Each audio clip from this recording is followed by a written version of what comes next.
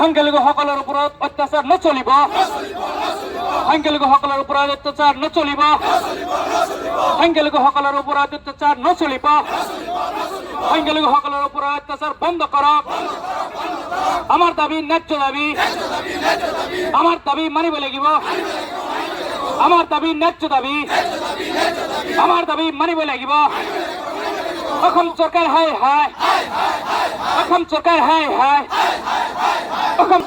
অসম চৰকাৰ মুৰ্দাবাদ we want justice we want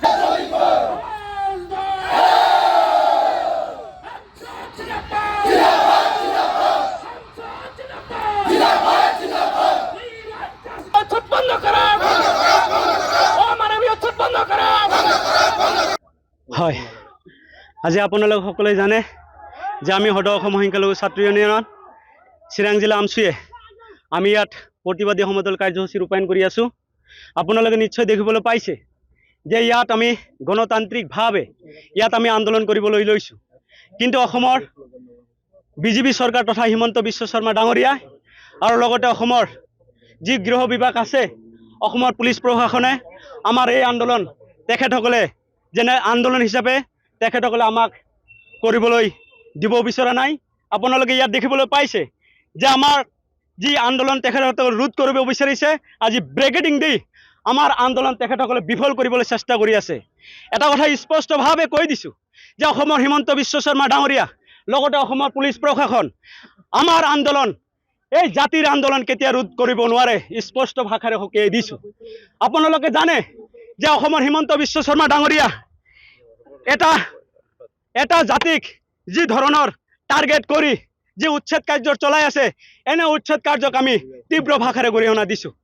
আজি আপোনালোক সকলে জ্ঞাত যে অসমৰ হিমন্ত বিশ্ব শৰ্মা ডাঙৰীয়া তেখেতক কোনো আইন নমনাকৈ তেখেতসকলে সুপ্ৰিম কোৰ্ট হাইকোৰ্টৰ আইন নমনাকৈ তেখেতসকলে যি ধৰণৰ উচ্ছেদ কাৰ্য চলাই আছে তেনে উচ্ছেদ কাৰ্যত আমি সদৌ অসম সংখ্যালঘু ছাত্ৰ নাম ধিক্কাৰ দিছোঁ, গৰিহণা দিছোঁ। আজি আপোনালোকে জানে যে গোৱালপাৰাত যি পাইকানত ৰাতিপুৱা 6 বজাৰ পৰা যি উচ্ছেদ কাৰ্য চলাই আছে সেই উচ্ছেদ কাৰ্যত কিছুমান কেঁচুৱা আছে তেখেতসকলে এতিয়ালৈকে টোপনিৰ পৰা হাৰ পোৱা নাই, কিন্তু তাৰ আগতে হিমন্ত বিশ্ব শৰ্মা ডাঙৰীয়াই বুলডোজাৰ পঠিয়াই দিছে। সেইসকল শিশুক সেইসকল বৃদ্ধা সেইসকল নাৰীক তেখেতসকলে যি ধৰণৰ অন্যায় আৰু অত্যাচাৰ কৰিবলৈ বুলডোজাৰ তেখেতসকলে পঠিয়াই দিছে। সেই বুলডোজাৰ কাৰ্যক অসম চৰকাৰ তথা হিমন্ত বিশ্ব শৰ্মাক আমি ধিক্কাৰ দিছোঁ, আমি লজ্জাবোধ কৰিছোঁ, আমি লাজ পাইছোঁ। কাৰণ অসমৰ হিমন্ত বিশ্ব শৰ্মা ডাঙৰীয়া তেখেতে ডক্টৰেট ডিগ্ৰী হয়, তেখেতে শিক্ষিত এজন ব্যক্তি হয়, তেখেতে কিয় অশিক্ষিতৰ দৰে এই ধৰণৰ কাৰ্য চলাই আছে? আজি য'ত নেকি উচ্ছেদ কৰা হৈছে, য'ত নেকি মানুহৰ ঘৰ ভাঙি দিয়া হৈছে সেই কাৰ্য সেই স্থলত তেখেতসকলে পানীৰ যোগান ধৰিবলৈ দিয়া নাই। যদি আমাৰ আমচুৰ নেতাসকলে গৈছে তেখেতসকলে 200 কিলোমিটাৰ দূৰত ব্ৰেকেটিং দি তেখেতসকলক তাতে পণবন্দী কৰি ৰাখিছে। আমাৰ যিসকল কেঁচুৱা আছে, যিসকল বৃদ্ধা আছে, যিসকল মহিলা আছে তেখেতসকলক কোনো ঔষধৰ কোনো ডক্টৰৰ ব্যৱস্থা কৰিবলৈ দিয়া হোৱা নাই।